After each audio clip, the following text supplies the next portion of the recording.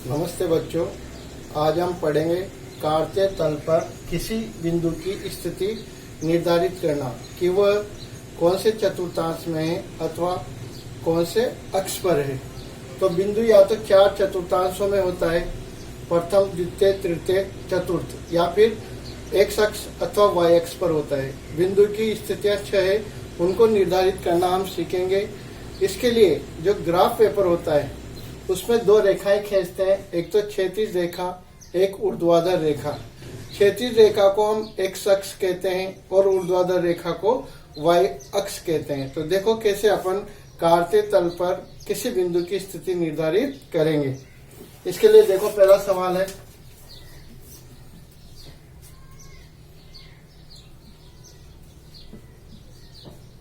किस चतुर्थांश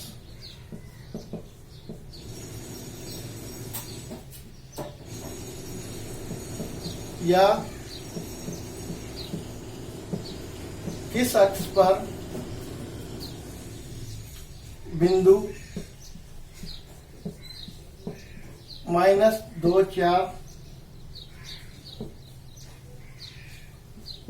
3, -1, -1, 0,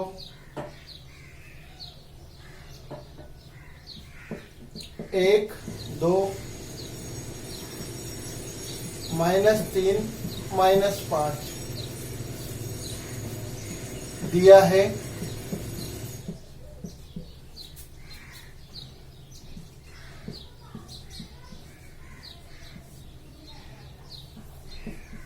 कार्तीय तल पर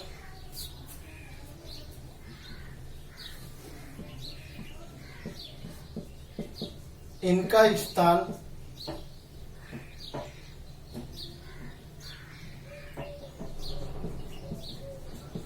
निर्धारित करके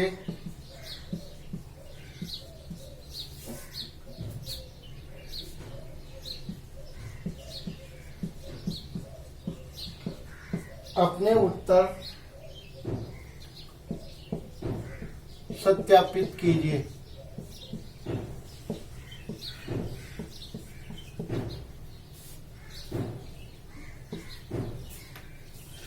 तो कार्तीय तल पर बिंदु की स्थिति बताने के लिए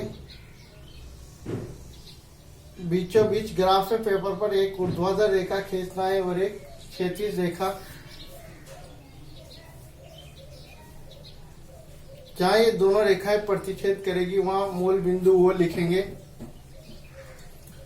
इधर x, इधर x डैश, y डैश पैमाना मान लेंगे।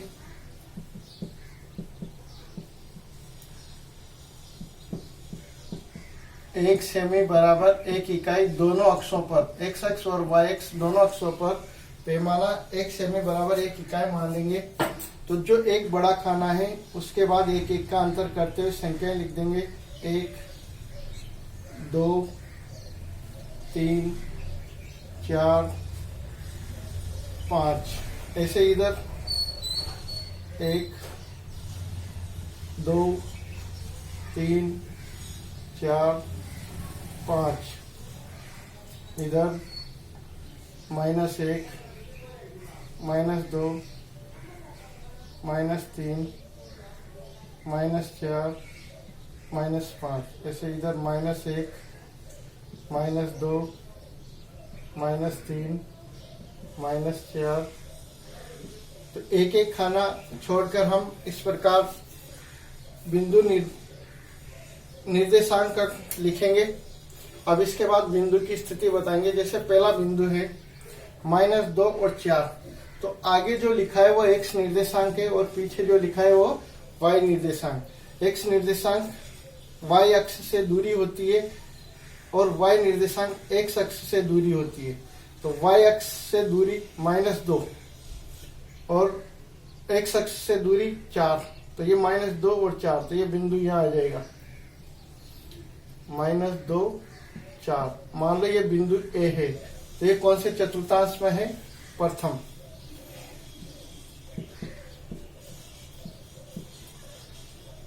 द्वितीय चतुर्थांश में। कौन से में ये? द्वितीय चतुर्थांश।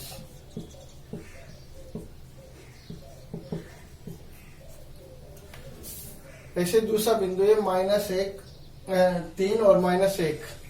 तो 3 y अक्ष से दूरी 3 है, x अक्ष से दूरी -1।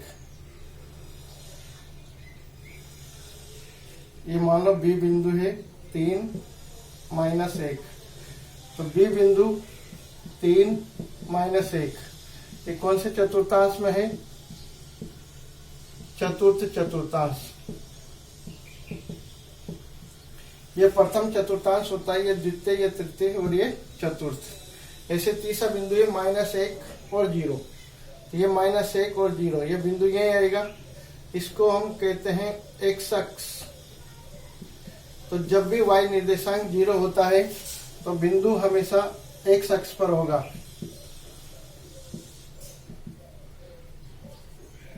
x अक्ष पर। उसके बाद चौथा बिंदु है 1 और 2। अब इसमें दोनों धनात्मक है, y अक्ष से दूरी भी धनात्मक है और x अक्ष से दूरी भी धनात्मक है। जब ये दोनों धनात्मक दूरियां होती है तो बिंदु, मान लो ये D बिंदु है, तो D बिंदु है प्रथम चतुर्थांश में।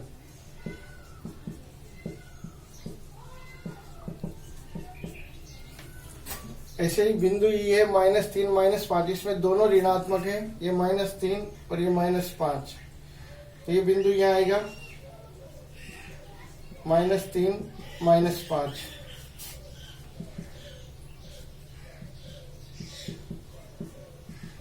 ये तृतीय चतुर्थांश में है।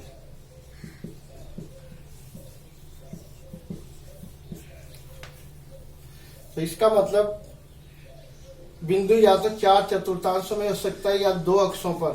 6 स्थितियां होती है जब x अक्ष और y अक्ष दोनों, x निर्देशांक और y निर्देशांक दोनों धनात्मक हो तो वो प्रथम चतुर्थांश में होता है। यदि x निर्देशांक ऋणात्मक है और y निर्देशांक धनात्मक है तो फिर वह द्वितीय चतुर्थांश में होता है। यदि x और y निर्देशांक दोनों ऋणात्मक है तो फिर वो तृतीय चतुर्थांश में होता है। यदि x निर्देशांक धनात्मक है और y निर्देशांक ऋणात्मक है तो फिर वो बिंदु चतुर्थ चतुर्थांश में होता है। यदि y निर्देशांक 0 है तो फिर वो बिंदु x अक्ष पर होगा और यदि x निर्देशांक 0 है तो फिर वो बिंदु y अक्ष पर होगा। ये था बिंदु की स्थिति बताना। अब इसके बाद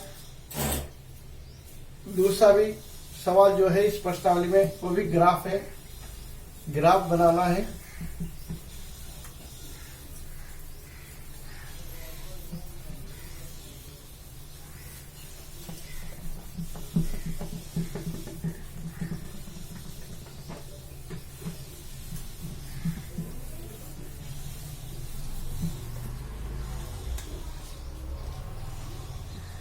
सवाल नंबर 2,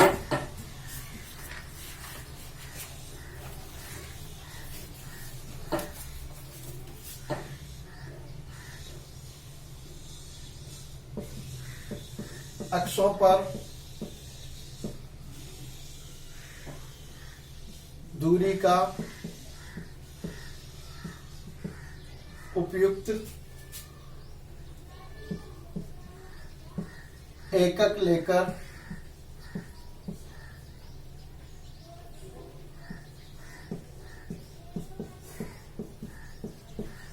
नीचे सारणी में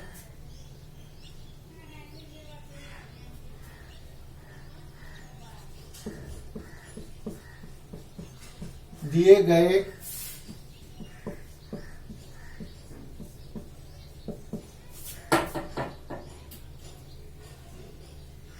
बिंदुओं को तल पर आलेखित कीजिए।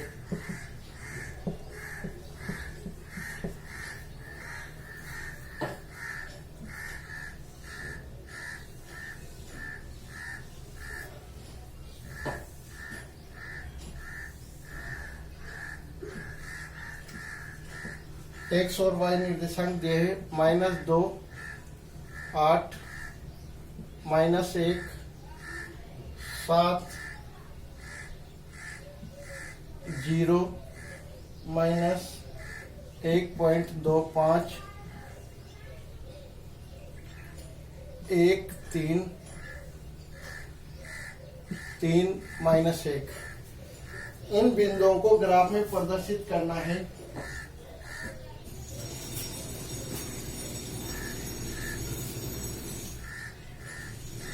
ग्राफ में प्रदर्शित करने के लिए एक ऊर्ध्वाधर रेखा,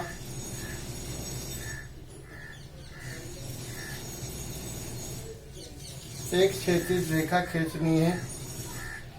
x लिख दो, x dash, y y dash. पैमाना दोनों अक्षों पर 1 सेमी बराबर 1 इकाई या 1 एकक लेना है।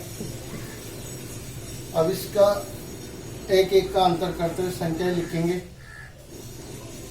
1 2 3 4 5 6 7 8 समान दूरी पर, यानी कि समान एक एक खाने के बाद 1 1 अंक छोड़ते संख्या लिखनी है।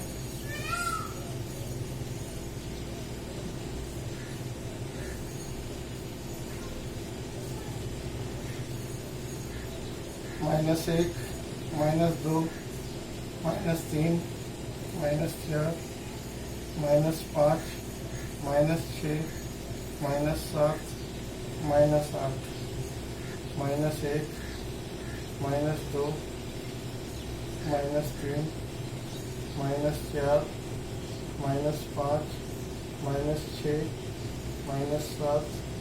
इस प्रकार एक एक खाना छोड़ते हुए ग्राफ पेपर में नंबर लिखेंगे। अब इनको बिंदुओं को ग्राफ में प्रदर्शित करना है। जैसे पहला बिंदु है -2 और 8, तो ये x पर -2 और y पर 8। -2 और 8 के सामने बिंदु लगाना है। इसके निर्देशांक लिख दो -2। यहाँ x निर्देशांक ऋणात्मक है और y निर्देशांक धनात्मक, तो यह बिंदु द्वितीय चतुर्थांश में होगा। जब x ऋणात्मक हो और y धनात्मक हो तो बिंदु हमेशा द्वितीय चतुर्थांश में होता है। 1 और -7, ये 1 और 7 है, तो ये बिंदु यहाँ आएगा -1 7। तो यह बिंदु भी द्वितीय चतुर्थांश में होगा, क्योंकि इसमें भी x ऋणात्मक है और y धनात्मक। इसके बाद तीसरा बिंदु है 0 -1.25, तो 0 यानी कि x 0 है तो y अक्ष पर होगा, तो ये 1 और इसके बाद 2 दूसरे और तीसरे खाने के बीच में निशान लगाना है। वहां पर होगा ये बिंदु 0 -1.25। माइनस है इसलिए नीचे, अगर प्लस होता तो ऊपर। अब इसमें ये x निर्देशांक 0 है तो ये बिंदु y अक्ष पर होगा। चौथा बिंदु है 1 और 3, x पर 1 है, y पर 3, तो ये बिंदु यहाँ आएगा। अब इसमें दोनों धनात्मक है, x निर्देशांक भी धनात्मक और y निर्देशांक, तो ये प्रथम चतुर्थांश में होगा। इसके बाद 3 और -1, तो x का तो है धनात्मक और y का है ऋणात्मक, तो ये बिंदु यहाँ आएगा। यानी कि जब x धनात्मक हो y ऋणात्मक हो तो बिंदु चतुर्थ चतुर्थांश में होता है। तो इस प्रकार हम बिंदुओं को ग्राफ में प्रदर्शित कर सकते हैं। ये पैमाना 1 सेमी का मतलब है x अक्ष पर एक बड़ा खाना बराबर 1 एकक या 1 इकाई, और y अक्ष पर भी एक बड़ा खाना